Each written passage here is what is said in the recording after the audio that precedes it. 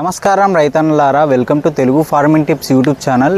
ఈరోజు వీడియో వచ్చేసి ఏంటంటే, మనం చూస్తుండగానే ఎండాకాలం అనేది అయిపోయింది. ఇప్పుడు జూన్ మంత్ అనేది స్టార్ట్ అయింది కాబట్టి ఈ మంత్లో మనం ఏ కూరగాయలు పెట్టుకునే విషయం మీద మాట్లాడుకుందాం కొంచెం. ఇప్పుడిప్పుడే వర్షాలు స్టార్ట్ అవుతాయి కాబట్టి మనం ఈ జూన్ మంత్లో ఏ కూరగాయలు వేసుకున్నా బెస్ట్గానే ఉంటుంది, రిజల్ట్ అనేది చాలా బాగుంటుంది. ఒకవేళ వర్షాలు పడి చెట్లు చనిపోతే ఇక అది ఎవరి చేతులు ఉండదు. ఇప్పుడు చూసుకుంటే ప్రస్తుతానికి ఒక 1 మంత్ క్రాప్స్ అంటే కొత్తిమీర, పాలకూర, ఈ తోటకూర లాంటివి తప్ప ఎవి పెట్టుకున్నా ఖచ్చితంగా గ్రోత్ అనేది చాలా బాగుంటుంది. ఎందుకంటే వర్షాలు కొడితే భూమి అనేది చల్లబడి విత్తనాలు అనేవి మొలకెత్తుతాయి. ఈ ఎండాకాలం ఏమైంది అంటే పెట్టుకున్న విత్తనాలన్నీ ఈ ఎండకు చనిపోవడం అనేది చాలా వరకు జరిగింది. మా తోటలో కూడా చాలా వరకు అలానే అయింది. ఇప్పుడు మీరు చూసుకుంటే ఇది మేము కొత్తిమీర అనేది అలుక్కున్నాం.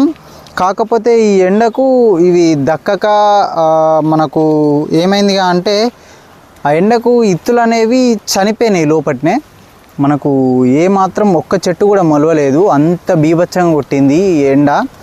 ఇప్పుడు వర్షాలు పడుతున్నాయి కాబట్టి, వర్షాలు అనేవి స్టార్ట్ అయినాయి కాబట్టి భూమి అనేది చల్లబడ్డది. ఇప్పుడు ఏ చెట్లు పెట్టుకున్నా ద బెస్ట్గానే ఉంటుంది. ఇప్పుడు మనం చూసుకుంటే ఫస్ట్ తీగ జాతిలలో చూసుకుంటే కాకర, బీర దాంట్లో విఎన్ఆర్ లేకపోతే న్యావి అనేది ఏ సీజన్కైనా ఓకే ఉంటుంది. ఇప్పుడు ఈఎన్ఆర్ పెట్టుకున్నా కూడా ఓకే ఉంటుంది.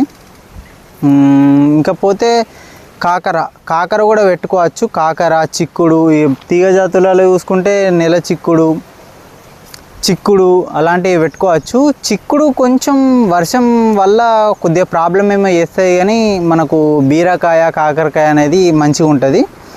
ఇకపోతే టమాటా, మిర్చి, వంకాయ ఇలాంటివి కూడా పెట్టుకోవచ్చు. ఇప్పుడు ఈ స్టార్టింగ్లో మనం ఇప్పుడు పెట్టుకుంటేనే మనకు 2 మంత్స్ తర్వాత క్రాప్ అనేది చేతికి వస్తుంది. ఇప్పుడు బీర అయితే 45 డేస్, కాకర కూడా 45 డేస్ కాబట్టి ఇప్పుడు పెట్టుకోనికి ట్రై చేయండి. ఇంకొక వర్షం వచ్చినప్పుడు పెట్టుకుందామని చూస్తారు, కానీ ఈ యొక్క 3-4 డేస్లలో మళ్ళీ వర్షాలు ఉన్నాయని మనకు వాతావరణ శాఖ వచ్చింది.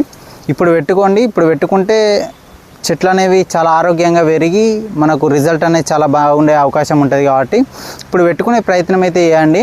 మీ తోటలో ఏ కూరగాయలు పెట్టుకున్నారో కూడా కామెంట్ రూపంలో తెలపండి. మన ఛానల్ని చాలామంది చూస్తారు కానీ సబ్స్క్రైబ్ చేసుకోవడం మాత్రం మర్చిపోతున్నారు.